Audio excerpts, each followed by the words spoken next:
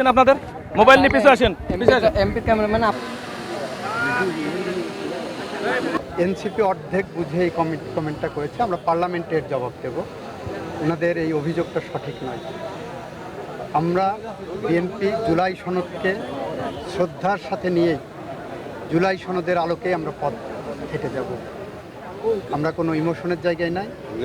আমরা ইমোশন এবং আইন দুইটাকে একসাথে নিয়ে আমরা এগিয়ে যাচ্ছি। জুলাই সনদে আপনারা যারা পড়েন তারা পড়ে দেখবেন, ওখানে বলা আছে সংবিধান সংশোধন সাপেক্ষে এই সনদের শর্তাবলী কার্যকর হবে। আমরা সংবিধান সংশোধন করে সাংবিধানিকভাবে যে প্রক্রিয়া সেটাই আমরা সেই পথেই যাব। মাননীয় প্রধানমন্ত্রীর ঘোষিত কর্মসূচি আগামী 5 বছরে আমরা 20,000 কিলোমিটার নদী খাল বিল এগুলো খনন করব। শুধু খনন না, উচ্ছেদ করবো।